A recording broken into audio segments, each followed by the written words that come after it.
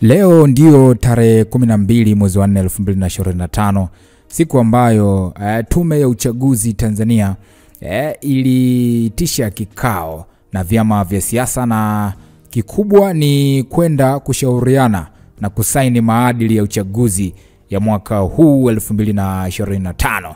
Sasa huu ndio mtazamo wa Chama cha Demokrasia na Maendeleo Chadema kuhusiana na mkutano huo ama kikao hicho ambacho kimeitishwa na tume ya uchaguzi Tanzania. Hii ni kutokea kwa Mnyika John, katibu mkuu wa Chama cha Demokrasia na Maendeleo Chadema Tanzania. So kupitia X ameandika, katibu mkuu Chadema sitakuwepo kwenye kikao cha tarehe 12 Aprili 2025 kwa maana ya siku ya leo cha kushauriana na kusaini maadili ya uchaguzi 2025. Ifahamike kuwa mwenye mamlaka ya kusaini maadili ya uchaguzi kwa niaba ya chama cha siasa ni katibu mkuu.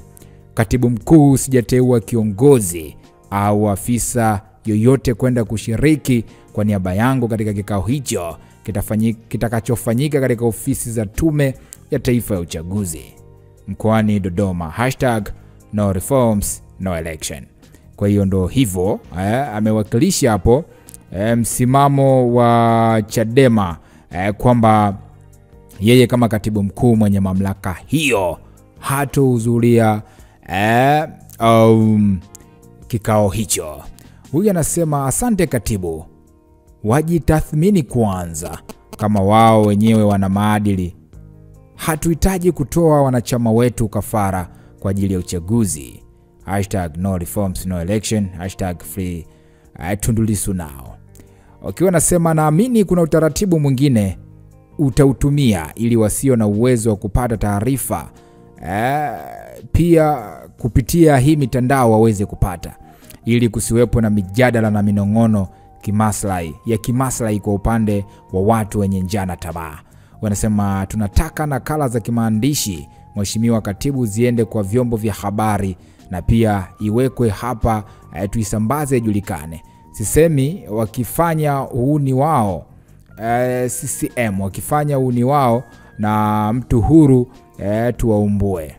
Ukiwa nasema, Mnyika, tumieni busara na hekima, acheni kushupaza shingo. Maisha kuna wakati yanahitaji compromise. Mnawakosea wanachama wenu na Watanzania wengine ambao wangependa kuona ushiriki wenu na pengine kuwaunga mkono. Hivi chama chenu hakina wazee wenye hekima na busara wa kuwashauri? Ameandika hivyo. Huyu anasema, sawa kama muda wa kikao mngeita hata presi kutupa mrejesho wa ratiba no reforms no election, na kusisitiza hili kwa sababu naona kabisa yale ya COVID-19 yanataka kujirudia, ili mradi kuvuruga no reforms no election. Sasa hivi tuna trend kimataifa huko zinatumika njia chafu. Ukiwa nasema, nyie Chadema ni wakupuzwa. Chama kukataa kusaini maadili ya uchaguzi ni chama kukosa maadili. Chama ambacho hakipo tayari kufuata maadili ya uchaguzi, maana yake hakipo tayari kushiriki uchaguzi na wasishiriki kweli. Mapandikizi yote huwa hayakubali kusaini maadili ya Kiafrika. Ukiwa nasema, shukrani sana Mheshimiwa Katibu Mkuu, hii taarifa ngoja tuisambaze dunia nzima. Imeeleweka vyema kabisa. Vyombo vya habari sambazeni hii. Kataji vyombo vya habari hapo.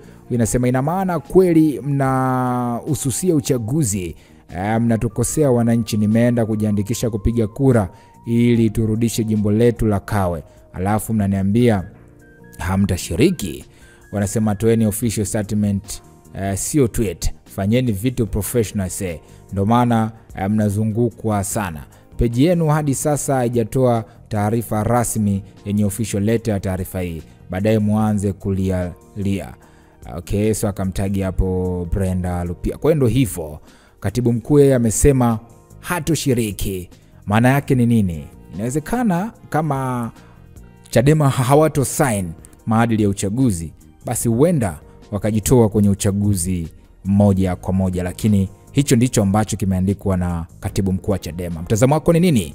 Hii ni VOT Media, hakikisha umesubscribe ili kupata taarifa nyingi zaidi.